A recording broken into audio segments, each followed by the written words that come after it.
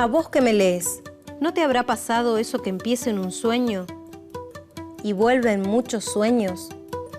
Pero no es eso. ¿No es solamente un sueño?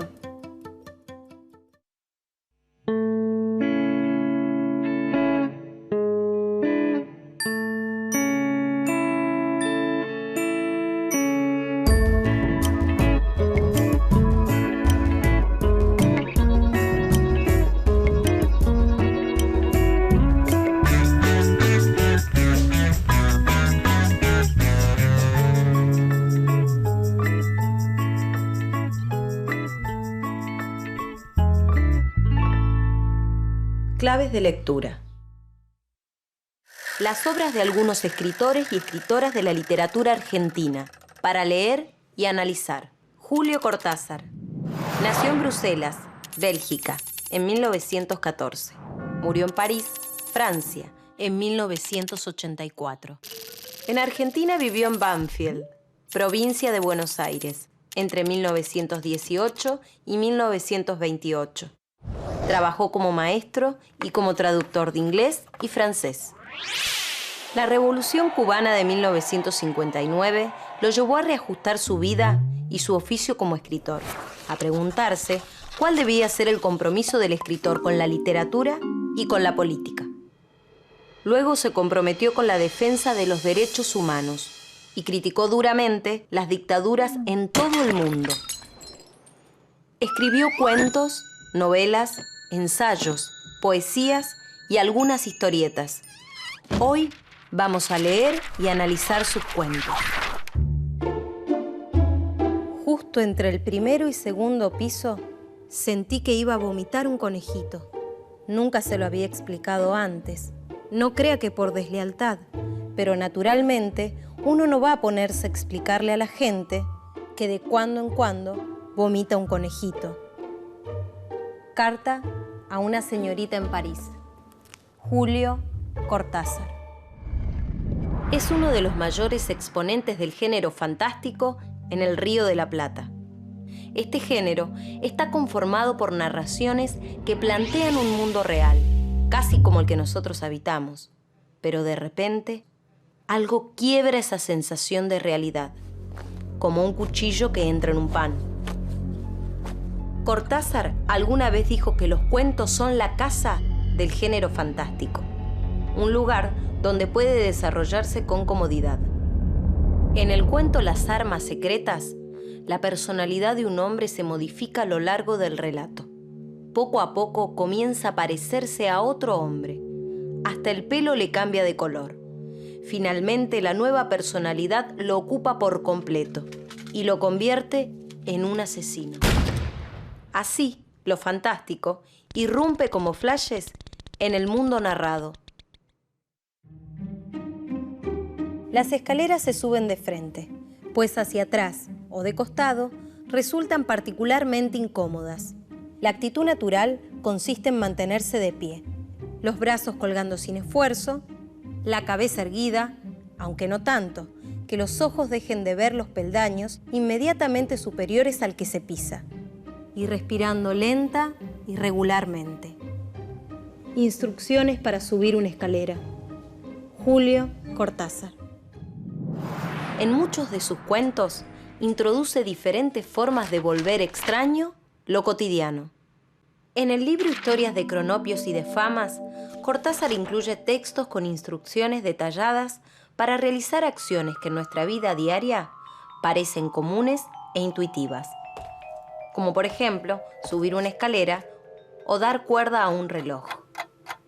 Mediante estas explicaciones paso a paso, Cortázar logra que los lectores observemos nuestras acciones como nunca lo hicimos. Las vuelve extrañas, pero lo extraño no es más que otro pliegue de la realidad.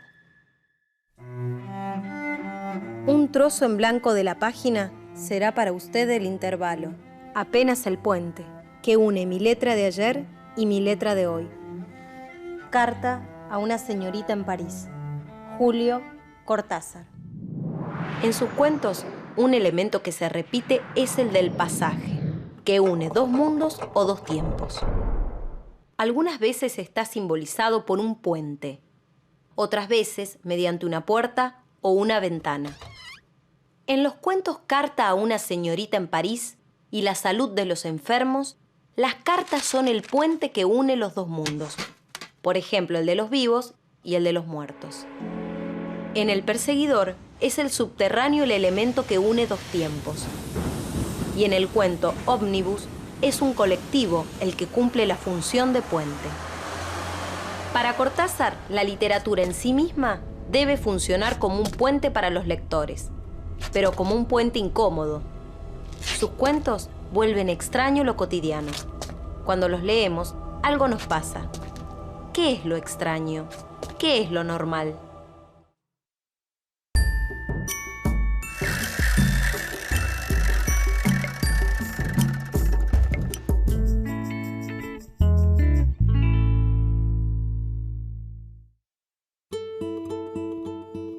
Alcanzó a cerrar otra vez los párpados, aunque ahora sabía que no iba a despertarse, que estaba despierto, que el sueño maravilloso había sido el otro, absurdo, como todos los sueños.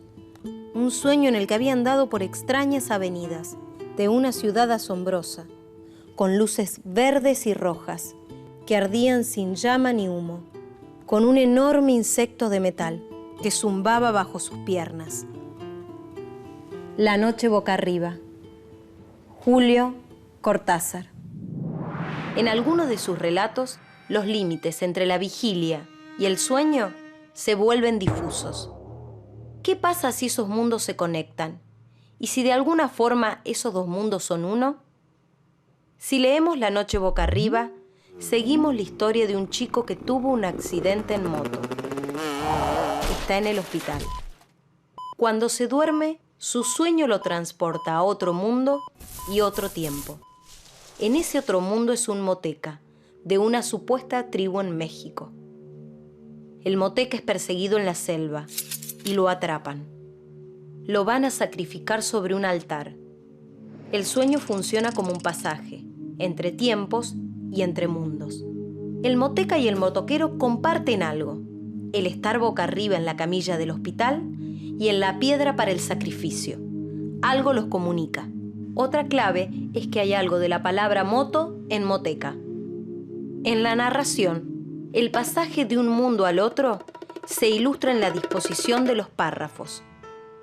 Hacia el final, el pasaje de un lado al otro se da dentro del mismo párrafo.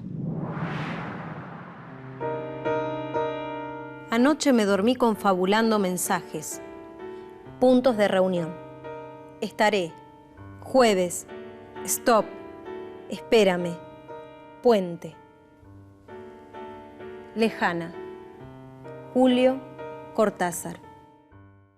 Puertas, puentes, medios de transporte, cartas, elementos que comunican dos mundos.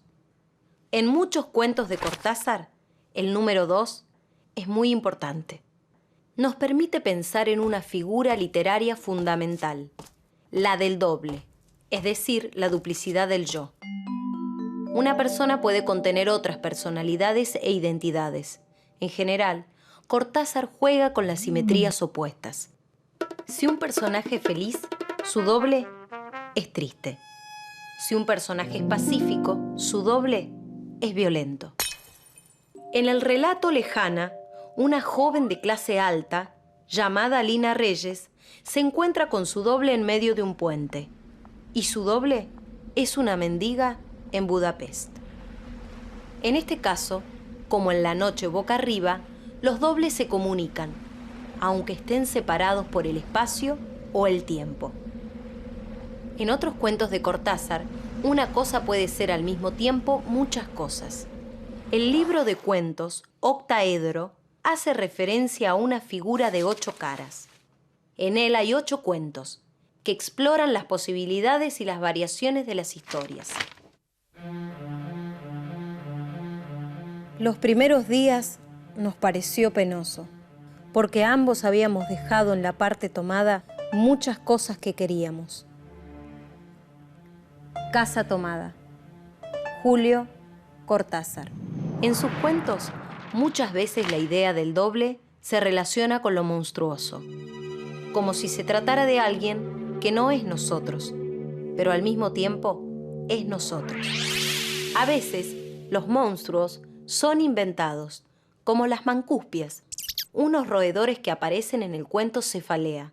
Otras veces, lo monstruoso se relaciona con lo desconocido. En el cuento Casa Tomada, publicado en 1951, una presencia misteriosa y amenazante va tomando poco a poco las habitaciones de una gran casa en la que viven 2 personas.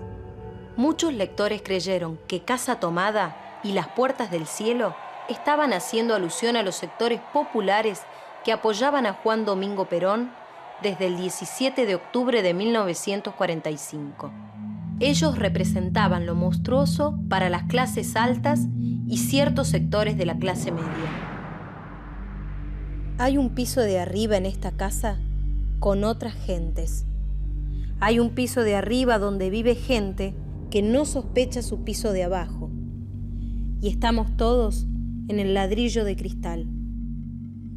Julio Cortázar. Para él, los cuentos son la casa del género fantástico y se vale de ellos para desestabilizar la realidad tal como la conocemos. Cortázar utiliza figuras como las puertas, los puentes, los medios de transporte y las cartas para hacernos pensar en opuestos, a veces en monstruos, y en la comunicación entre distintos mundos y tiempos.